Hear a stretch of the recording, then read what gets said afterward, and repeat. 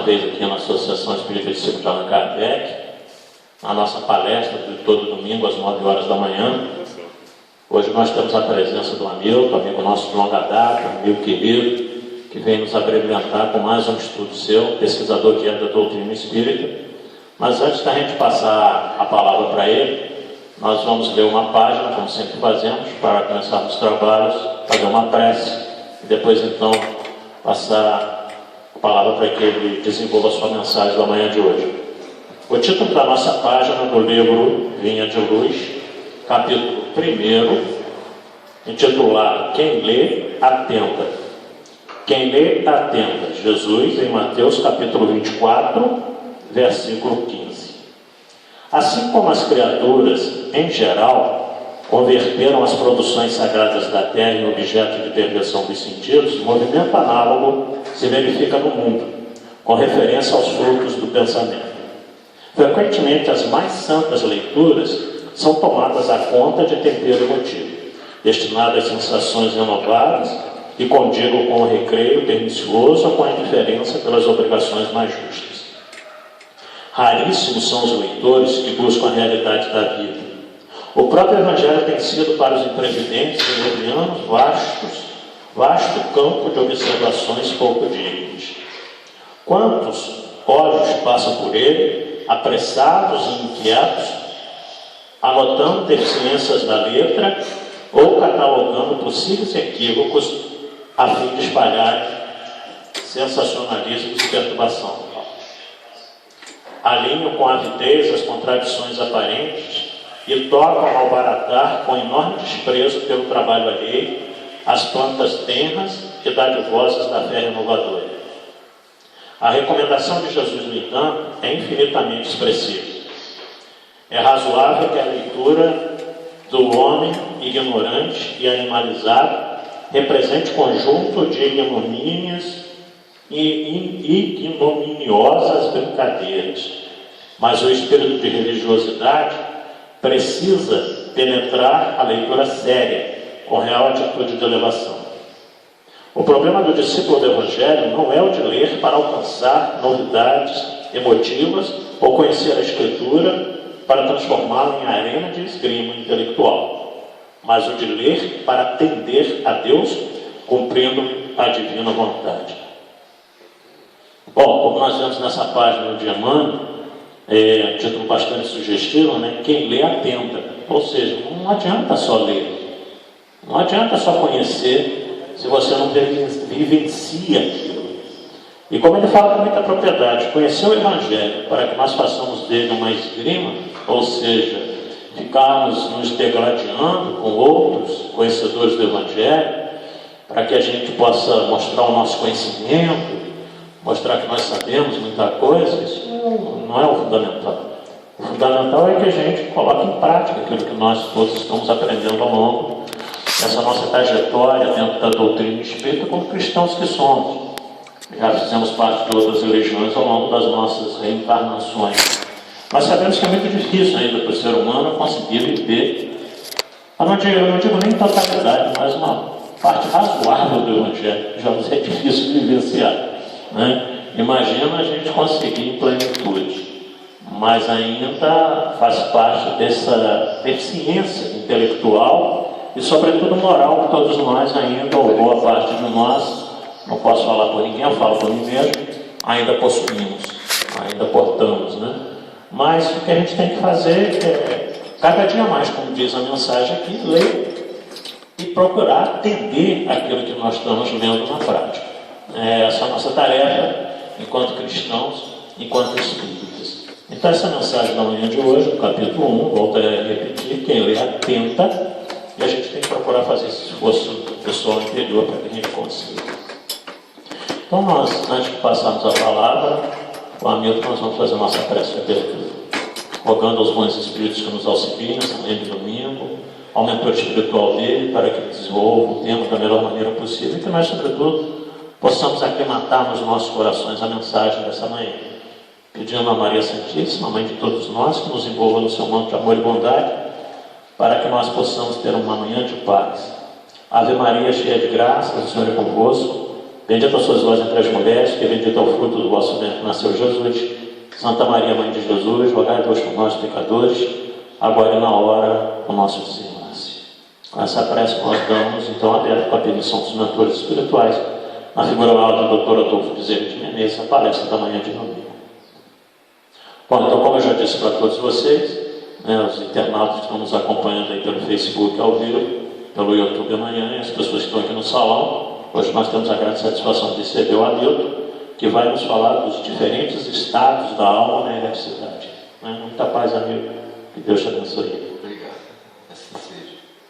Um bom dia para todos. Jesus abençoe sempre. Hoje abordaremos o assunto diferentes estados da alma na erraticidade. E a primeira vez que eu vi a palavra erraticidade, há muitos e muitos anos atrás, um estudante da verdade, a gente estudando, então estudamos o capítulo do Evangelho, capítulo 3, e a palavra erraticidade me chamou a atenção antes da gente começar o estudo. Eu achava que erraticidade vinha de errar, ou seja, cometer erros. E falei assim, olha, o espírito errante, para mim, é aquele espírito que erra o tempo todo, né? Eu achava isso. Deve ter muitas pessoas que ainda pensam dessa forma, e não estudam, não conhecem a doutrina ainda, né? Não tiveram essa oportunidade. E dessa forma, a gente coloca aí os conceitos, no Livro dos Espíritos, no capítulo 6, de erraticidade. Que é a erraticidade em si. Né? E os espíritos respondem a Kardec que é o intervalo entre as reencarnações, a erraticidade. Então não quer dizer que nos intervalos de reencarnações, a gente, no plano espiritual, a gente estará errando. Poderemos estar, mas normalmente não é isso. Normalmente é apenas o estado do espírito nesse plano, nas faixas vibratórias diversas, cada um possui a sua. Né? E então os conceitos são esses aí. Então o espírito errante é aquele então que aguarda a reencarnação, que aspira novo destino. Então, esse conceito que eu tinha de espírito que fica errando o tempo todo, acabou, graças a Deus, com o esclarecimento dos espíritos, através de Allan Kardec, e a gente, então, pôde continuar o nosso estudo.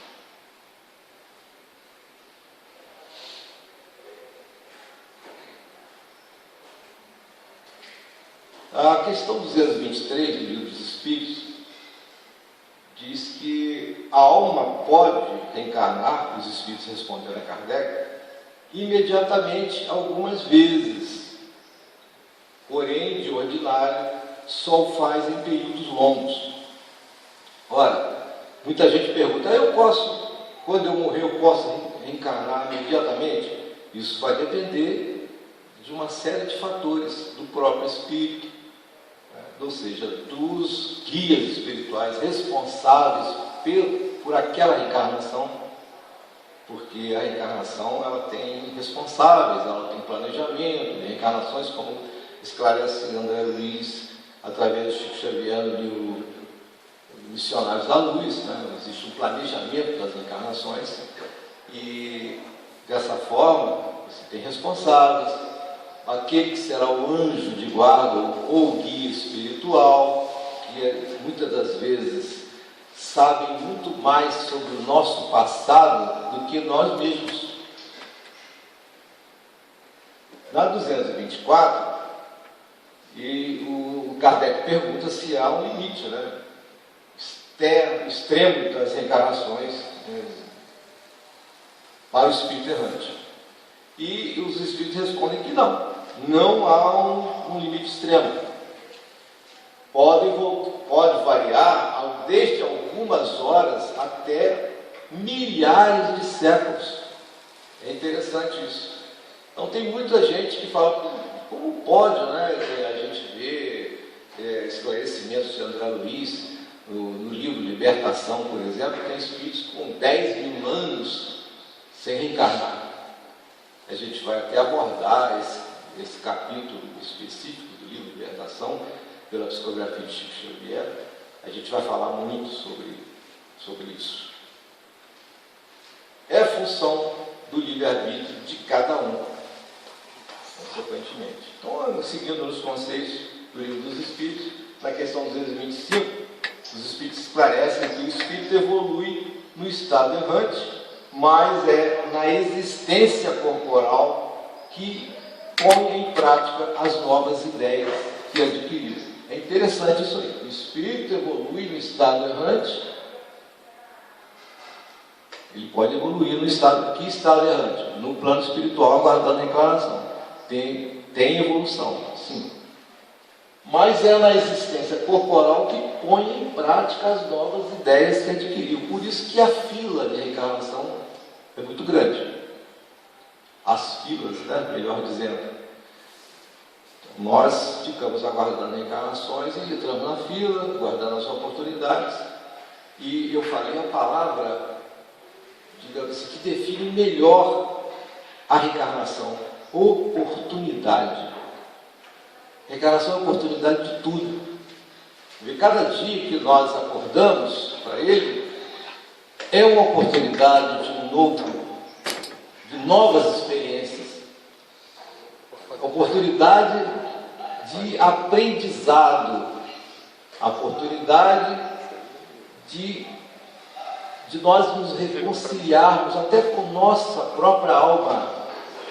Estamos com a consciência pesada em alguma coisa e com relação ao que nós pensamos, o que nós fizemos, e consequentemente com familiares, com o pagamento das dívidas, o ressarcimento, as reconciliações começam no nosso próprio lar.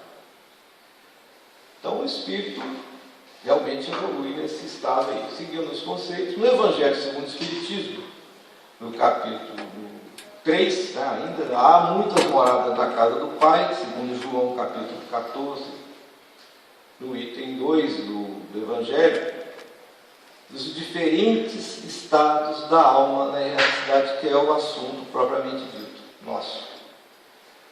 O próprio Kardec fala: a casa do Pai é o universo.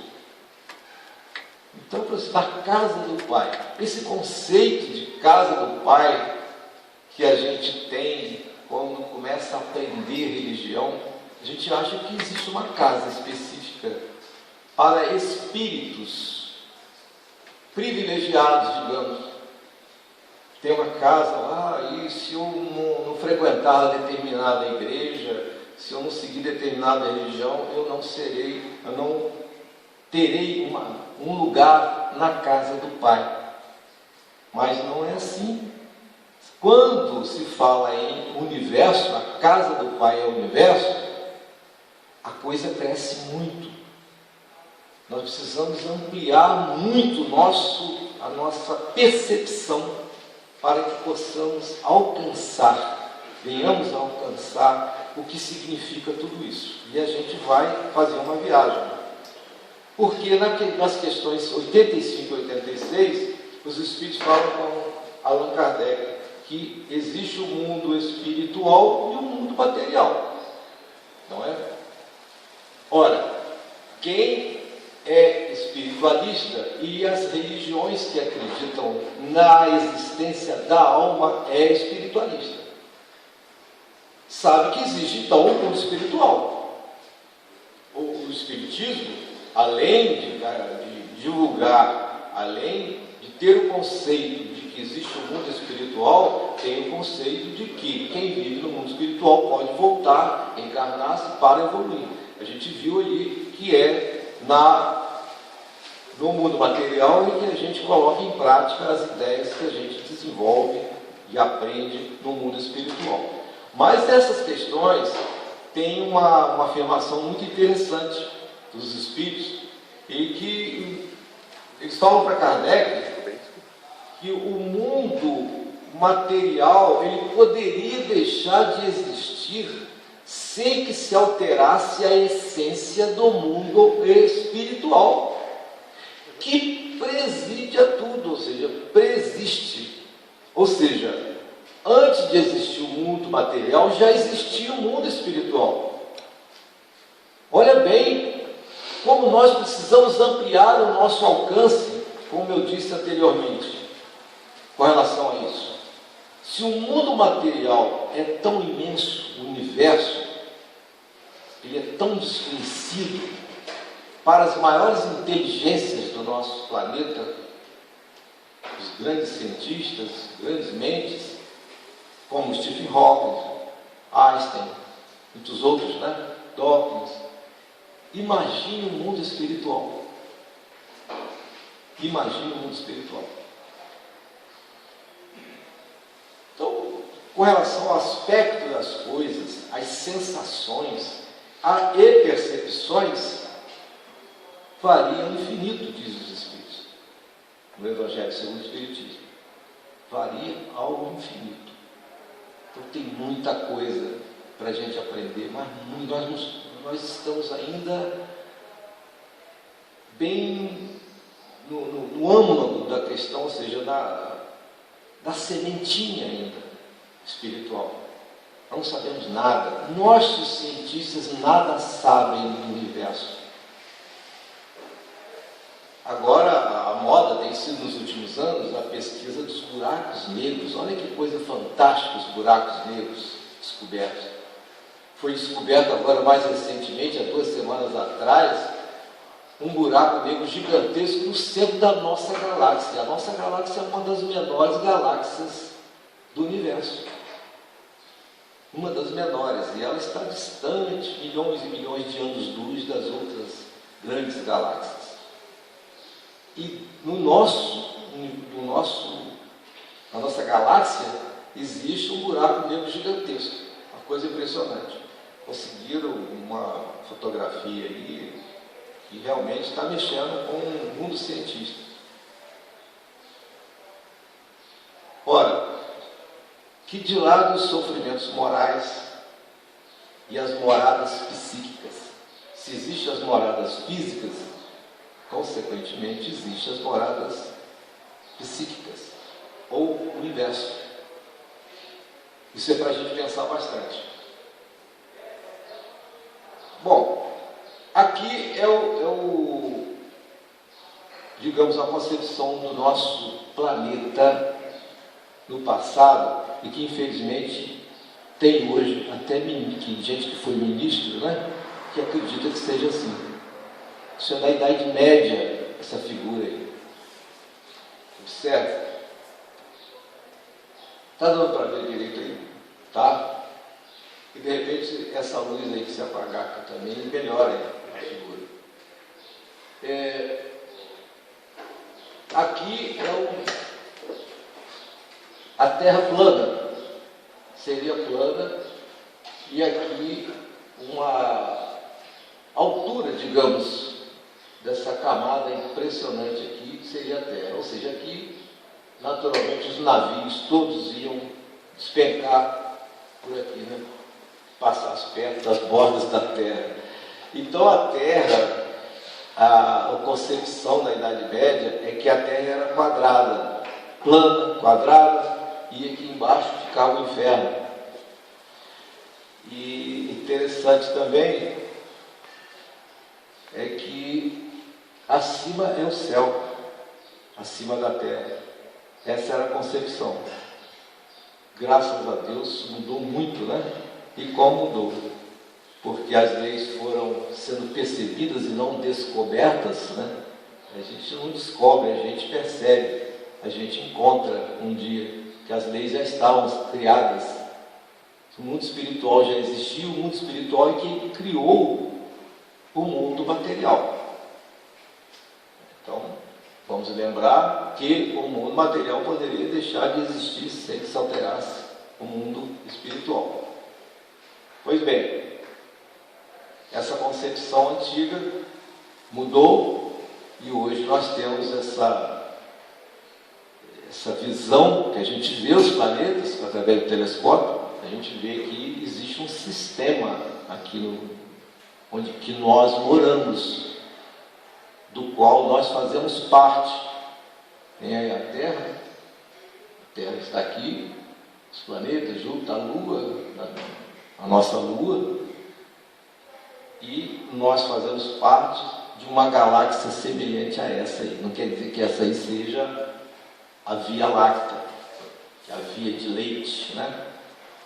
Que ela é esbranquiçada. Ora, essa galáxia, para viajar de uma ponta a outra, né, uma onda viajando, uma onda de luz viajando, uma onda de rádio, desculpa, viajando à velocidade da luz, levaria 1 ano-luz para chegar do outro lado, de uma ponta a outra. Viajando à velocidade, olha bem, gente, uma onda de rádio na velocidade da luz. 1 ano-luz. E essa galáxia é uma das menores que existe no universo. Aqui nós temos algumas delas espalhadas por aí que já conseguiram fotografar. E aqui a gente tem uma concepção científica do universo. Desculpe, essa luz aqui, ela pode ser virada um pouquinho para lá? Para tornar melhor isso, acho que está dando para ver direito aí? Então, aqui nós temos uma concepção do universo. Seria o centro do universo, e nós estaríamos por aqui, digamos assim, quase que perdidos, né, entre aspas, na localização do nosso universo. Isso é um mundo material. Dá para imaginar um mundo espiritual. E o mundo espiritual, quando André Luiz, através de Chico Xavier, se refere em evolução em 2 mundos, melhor dizendo, evolução em 2 mundos foi também do Valdo, né? Através do Valdo Vieira. Evolução em 2 mundos. Sim. Foi do Chico só ou tem do Valdo Vieira também? Não me lembro. Também do Chico Xavier. E ele diz que não existe 1 metro cúbico do mundo espiritual ou do mundo material que esteja vazio. Não existe 1 metro cúbico que esteja vazio. É interessante isso. Então, olha a grandeza desse nosso universo. Então, temos 2 universos. Ou seja, somos de 2 universos. O material e o espiritual que preexiste a tudo. Aqui, não dá para ver, infelizmente para vocês. Oi? E Valdo Vieira. Então, eu estou certo. A parte mais científica foi através do Valdo, que era médico, né, naturalmente. A outra foi a parte mais, digamos assim, menos científica, foi transmitida pelo Valdo, pelo Chico Xavier, desculpa. Então a parte mais científica através do médico, um médium, que era o Valdo ainda um médium muito importante, embora ele esteja afastado da doutrina espírita há muitos anos, mas ele contribuiu muito também. Tá? Aqui eu acho que não vai dar para vocês verem porque está muito escuro. É uma foto do filme Nosso Lar, que mostrando parte do umbral quando André Luiz estava lá. Então não está muito boa a foto. Aqui é a cidade Nosso Lar. Cidade. Né? Aqui é aquela cena em que Dona Laura está se encaminhando para o processo de reencarnação. Aqui outra cena, aqui também. E no livro Céu e Inferno, Parece que a obra de André Luiz ela é bem o desenvolvimento do livro Céu e Inferno de Allan Kardec. No livro Céu e Inferno, no capítulo 7, primeira parte, existe o Código Penal da Vida Futura. Bom, é claro que eu não vou ficar falando aqui e delineando os 32 códigos, os 32 itens do código, né? Porque ficaríamos o dia inteiro aqui falando código, item por item. E aqui eu coloquei o próprio resumo que Kardec fez desse Código Penal da Vida Futura. Então, quem quiser saber direitinho como é que vai ser no plano espiritual, olha, o que vai acontecer depois que eu morrer, depois que eu desencarnar? Como estarei lá? Primeiramente, é o seguinte, nós temos que pensar da seguinte forma: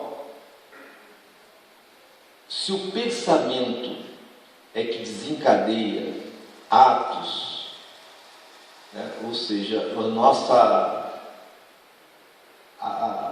as palavras, os atos determinam o nosso destino através dos nossos hábitos, até chegar, né? Ou seja, até chegar a essa conclusão do que vai ser o nosso futuro no passado. Se é o pensamento que desencadeia tudo isso, ele é a causa de tudo, então nós temos que parar e pensar para isso: olha, como estarei no plano espiritual depois da desencarnação? Eu tenho que pensar como que eu estou agora, eu estarei também da mesma forma. A natureza não dá saltos. Pela morte do corpo físico, não existe mudança imediata na mente, no cérebro, perispiritual ou no espírito em si. Do jeito que nós estamos agora, nós estamos numa determinada faixa vibratória. Embora estejamos aqui, somos às vezes bonitinhos, mais ou menos, feios, né, fisicamente, mas o nosso pensamento permanece os mesmos. Estamos numa faixa vibratória, nós nos sintonizamos com o que nós estamos pensando. Então, os nossos pensamentos é que definem o nosso estado vibratório. Ora, pelo fato da gente morrer, só porque estando lá do outro lado, a gente estará diferente? Vamos virar santos? Não. É uma continuidade. Existe também o livro E a Vida Continua, que foi o último da série do André Luiz. A vida continua. Continua no mesmo ponto que terminou. Dali é um segundo ponto. E vamos então viver a vida espiritual, mas de uma maneira bem semelhante do que a que nós estamos vivendo aqui. Código moral. Resumo. O sofrimento é inerente à imperfeição. Então, consequentemente, quanto mais imperfeições nós tivermos, mais sofrimento nós vamos ter. É óbvio? Então, é proporcional ao sofrimento, à imperfeição. O sofrimento é proporcional à imperfeição. Não é necessário uma condenação para cada falta. Interessante isso, né? Não é necessário uma condenação. Nós imaginamos, vamos estar em frente a um júri e vão nos julgar por todas as faltas que nós tivemos. Não é necessário uma condenação para cada falta, diz o Código Moral. A moléstia pune os excessos. Interessante. Olha aí, nós estamos diante de situações semelhantes. A moléstia pune os excessos. O mundo não vem cometendo excessos, ou seja, o mundo não, a humanidade que vive no mundo, nós não temos cometido tantos excessos. nós já não estamos pagando por esses excessos? Imagine do outro lado. Vai ser muito mais sério. A ociosidade gera o tédio. A ociosidade gera o tédio. E, finalmente, a cada um segundo suas obras. Eu recebi aí, através do WhatsApp, uma mensagem, eu não me lembro atribuída a quem, não sei se o Robinho se lembra, e um espírito, ou seja, alguém que foi contemporâneo nosso, aí, que desencarnou alguns anos atrás, algumas décadas, atribuído a ele, né? Não sei se foi realmente esse espírito. Mas ele disse o seguinte: olha, aqui do lado espiritual, a gente não é medido porque da forma que a gente frequentou uma igreja, qual religião que nós frequentamos, se eu fui protestante, se eu fui espírita, se eu fui católico, umbandista ou budista, etc. Aqui, a espiritualidade quer saber se você é bom. Bem definido, né? Bem resumido. Você é bom? E o que é ser bom? A gente se lembra de quê? Daquela página do homem de bem. Ser bom é ser um homem de bem. E como é difícil, né? Quantos itens tem aí no Evangelho segundo o Espiritismo? O homem de bem. Muito difícil. Tem que ser quase que perfeito. No Evangelho de João, capítulo 8, versículos 33 e 34, tem algo seguinte, que eu já vi muitos oradores, todas as religiões, falar: e conhecereis a verdade vos libertará. Só que fica por aí. E desenvolve-se essa verdade como se fosse a verdade que geral. Qual é a verdade? Aí existe um Deus. Qual é a verdade? Eu sou uma alma. Qual é a verdade? Eu sou isso, sou aquilo. Não é essa a verdade, porque nós vamos acompanhar o diálogo de Jesus com os discípulos, e o discípulo pergunta em seguida: Senhor, como assim libertar? Nós jamais fomos escravos. Olha que coisa interessante. Então, ele falou assim: olha, você conhece a verdade, a verdade libertar. Qual é o oposto da verdade? A mentira. Então é preciso você conhecer a verdade, porque na realidade estamos vivendo uma mentira. O que é a hipocrisia? É uma mentira, é você dizer, você ler alguma coisa, você tentar viver uma situação. A própria doutrina espírita, vestida a carapuça, a gente aprende, chega lá fora, a gente pratica outra coisa. Não é uma mentira? Qual é a verdade, então? A verdade está dentro de nós. Aí Jesus respondeu para eles, quando eles falaram: jamais fomos escravos. Continuando a conversa de Jesus com o discípulo, ele fala: todo aquele que comete pecado é escravo do pecado.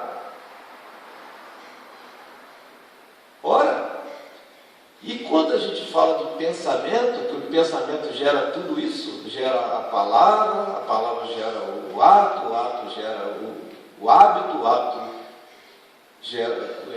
forma o nosso caráter determina o nosso destino, aquela cascata falando. Ou seja, então a palavra, o pensamento é que gera tudo isso. Consequentemente, nós somos escravos dos nossos próprios pensamentos, imagine dos atos.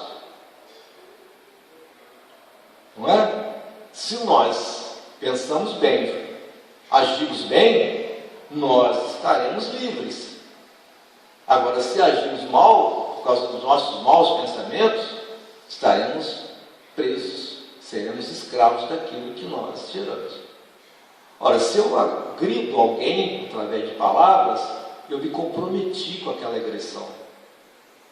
Através de atos, então, de crimes, muito mais. Os grilhões estarão muito mais fortes, muito mais pesados. Estaremos muito mais presos, muito mais comprometidos com o passado. E eu preciso conhecer essa verdade minha, essa verdade que está desde o passado de muitas e muitas vidas, através da intuição, através das revelações, através dos sonhos, se for permitido, através realmente da mostra de outras encarnações, que nem todo mundo está em condições de ver, eu no plano espiritual, vi de Dona Laura no livro Nosso Lar, ela viu apenas durante um período de 300 anos, né, que ela teve acesso, mas ela pediu para parar, porque ela não tinha condições ainda de estar vendo coisas que ela fez aquém dos 300 anos. Aí, quando nós conhecemos o nosso passado, os nossos erros, estamos conhecendo a nossa verdade. Aí, nós começamos então a trabalhar para apagar isso. Pagar e apagar. Ok? Aí, vamos nos libertando aos poucos desses grilhões, desses compromissos terríveis do passado. Nos sentimos então livres quando nos libertamos. Ficamos mais leves. Podemos nos afastar da crosta do nosso planeta, ao qual vivemos mantados, aprisionados pelos compromissos. Deu para entender essa interpretação? Então nós não podemos ficar só na primeira frase, conhecereis a verdade vos libertará. Tem que continuar, até chegar naquele que comete pecado, é escravo do pecado. Então a verdade é a verdade pessoal, verdade individual, não é a verdade geral da humanidade. Jesus foi muito claro, mas como a letra, quando é interpretada somente como letra, ela mata a interpretação, o que é realmente a verdade. A erraticidade é seletiva. Cada morada possui a faixa vibratória correspondente. Se nós aqui, cada um estamos em um estado vibratório, uma faixa vibratória, porque quando nós desencarnamos, aí é que nós percebemos onde é que nós estamos. A nossa faixa. Estaremos numa determinada morada que nós fizemos por merecer. Não é? E a gente desencarna, vê as revelações do outro lado, com muitos espíritos que já fizeram suas declarações através da mediunidade, como André Luiz e muitos outros, Joana de Anjos, Emmanuel, né, e muitos espíritos que relatam, né, onde eles moram, onde foram parar, por onde passaram, né, e o que eles viram do outro lado. Quantas moradas, quantas faixas vibratórias existem? São muitas, principalmente aqui na nossa crosta terrestre. Junto à crosta, a crosta é invisível para nós. Que é invisível para os nós encarnados. Apenas os médios videntes que veem alguma coisa, né? Porque o percentual é muito pequeno também de evidência. A gente tem que prestar atenção nisso. Na doutrina espírita, esclarecer todos os nossos médios que os videntes não veem 100%, de forma alguma. E lembro até o livro, acho que Os Mensageiros, né, em que a Dona Isabel, André Luiz explicando que a Dona Isabel via apenas 20%, com uma das melhores vidências aqui do planeta, via apenas 20% do que estava acontecendo no plano espiritual. E muitos médios videntes acham que estão vendo tudo, né? Eu estou vendo isso, estou vendo aquilo. E às vezes o que estão vendo são projeções de espíritos, até que espíritos espertos, espíritos brincalhões, enganadores, que projetam como se fosse verdade. Orai e vigiai sempre.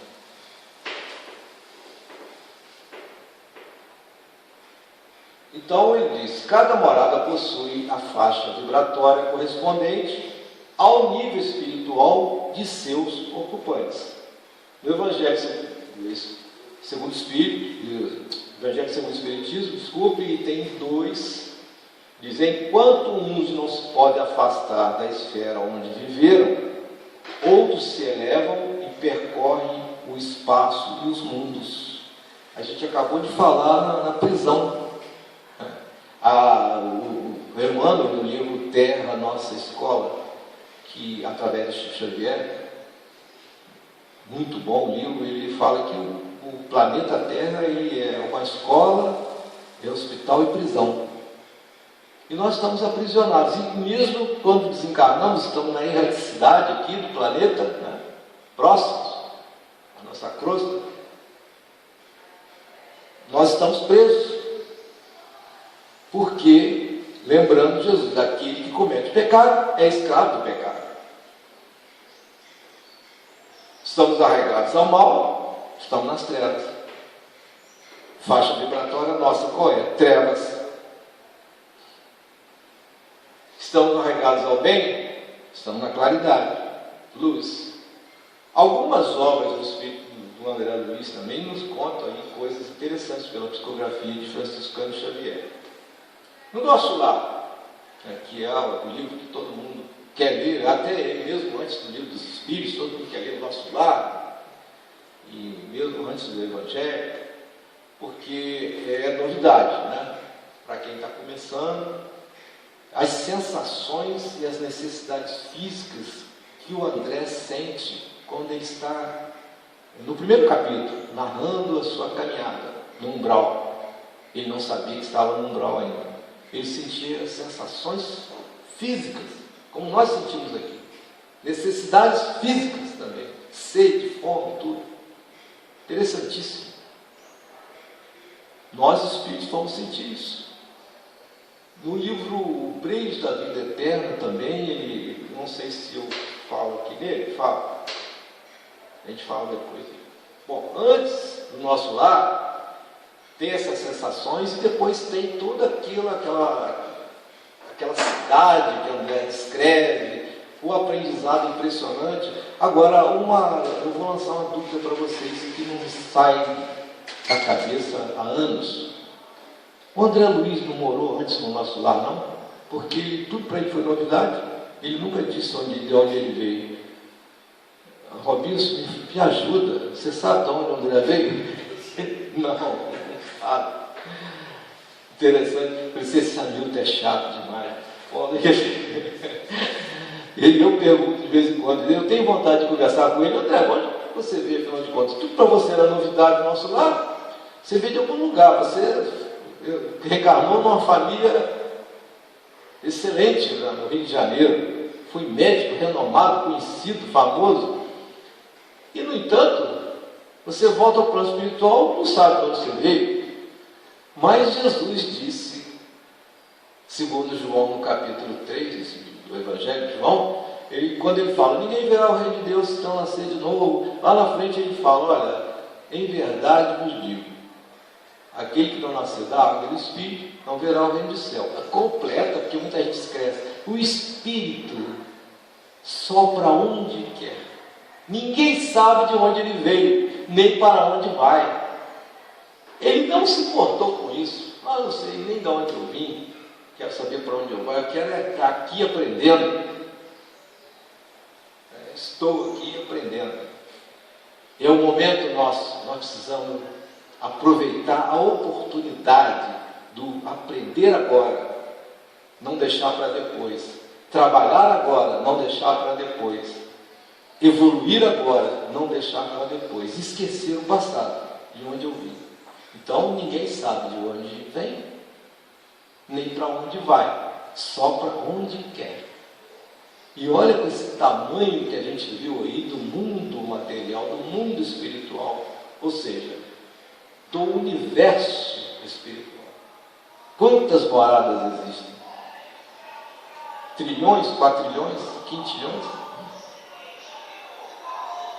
Depende de quê? Da nossa mente, do nosso estado vibratório,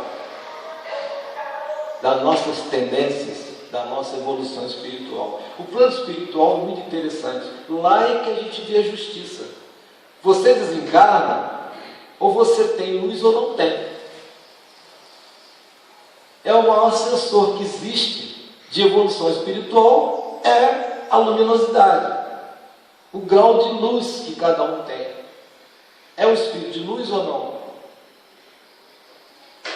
Não adianta, porque a gente não consegue enganar o espírito que não tem luz. Ele não consegue formar luz em volta dele. Não tem como. Existe todo um sistema que gera a luz para o espírito, que é os centros de força, o sistema dos centros de força, dos chakras, que giram. Os hindus chamam de chakras, que é roda, tá? Chakra. E o sistema de cores, que existe as cores são 7, as cores do arco-íris. Newton, o disco de Newton, o que? 7 cores. Quando você gira aquilo ali, forma o que? A luz branca. Você vê uma luz branca. No prisma, quando você projeta uma luz branca, do outro lado saem as 7 cores. E o inverso acontece a mesma coisa. Você forma a luz branca.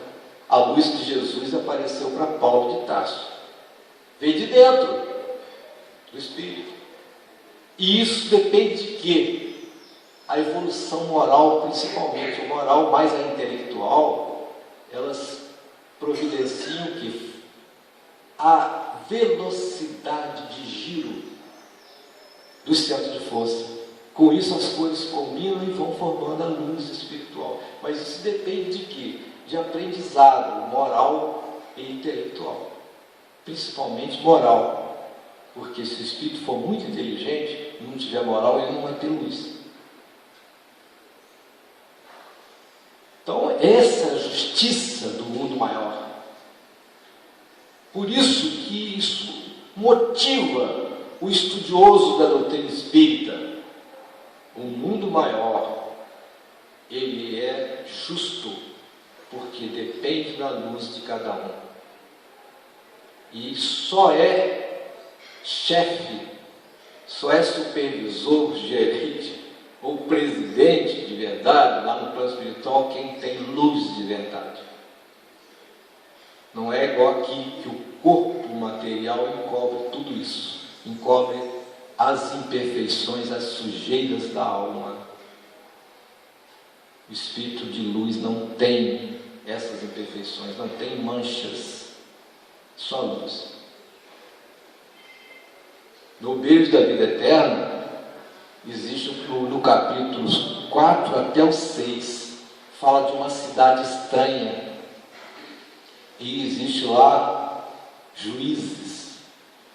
Se fizeram juízes espíritos perversos, intelectualmente evoluídos, muito inteligentes, mas que são perversos, porque julgam segundo a lei do olho por olho, dente por dente.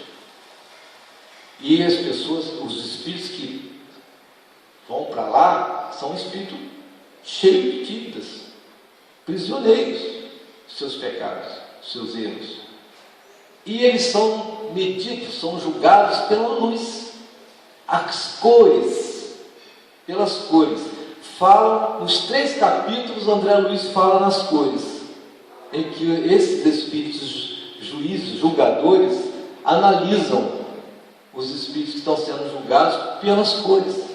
Interessante. Por exemplo, a mentira, não chega a dizer isso aí, mas a gente estudando sobre as luzes da aura, a aura, quando está com um verde bem escuro, esquisito, naquele verde musgo, estranho, é porque o espírito, ele é prisioneiro da mentira, tem o vício da mentira. Então a aura é esverdeada. Não sei se você vê assim, já viu isso, né? Alguém já viu isso como vidente. Mas no Obreiros da Vida Eterna tem espíritos que narram lá no cemitério, né? Com o corpo enterrado, o espírito ali sentindo os vermes comerem seu corpo, ou seja, as sensações de que os vermes estavam comendo ele ainda, o próprio corpo espiritual, mas era o corpo material, só que as sensações, o espírito está muito ligado ainda ao corpo material. E desse livro mesmo, André Luiz reencontra o avô apegado à lama, achando que a lama era dinheiro, que era dinheiro, não era ouro. Ele e alguns amigos do passado, que eram muito apegados ao dinheiro, né? Estavam pegando lama, para eles aquilo ali era ouro, pelo estado vibratório, pela mente deles ligada nessa matéria, nesse vício terrível que é o Deus Mamon, que Jesus disse, né? Ninguém pode servir a dois senhores, ou você serve a Deus ou a Mamon, ou você serve o dinheiro, ou serve a vida espiritual, ou a parte espiritual que Deus nos proporciona. Quem está ligado demais ao dinheiro, esquece a vida espiritual, o lado espiritual, que é fundamental para nós, esse desapego à matéria, né? No mundo maior, existe um capítulo interessante, né, que o ódio e a vingança faz com que o espírito fica agarrado à sua vítima reencarnada, ele desencarnado e a vítima reencarnada, como se fosse uma era agarrada no muro, essas eras também agarradas na árvore, os dois, um vivendo de alimentar o outro, devido à afinidade enorme do ódio, porque a vítima, entre aspas, foi agressor dele, matou ele, o corpo dele, e ele desencarnado passou a ser um obsessor terrível, né, do seu assassino, e vive ali, inclusive o capítulo 3 é interessantíssimo, fala da casa mental, que divide a mente espiritual em 3 andares, né, no superior, no médio e no inferior, aqui na altura dos gânglios. É interessantíssimo. Então cada um vive no andar da sua casa. Que andar estamos? Na nossa casa mental. E no livro Libertação, eu até adiantei, já falei do julgamento pelas cores, né? E o livro Ação e Reação fala muito de projeções mentais, criações mentais, fala de também tudo isso aqui é só olhar que eu coloquei no alto ali, todas as obras do Chico, através do Chico e do André Luiz. E nesse livro existe uma moça que tem a altura da cabeça dela, o espírito, né, lá no plano espiritual, o espírito errante, a erraticidade, naturalmente, um demônio chamado Belfegor ou Belfegor. Cada um tem, são 2 pronúncias que existem aí, cada um escolhe a sua.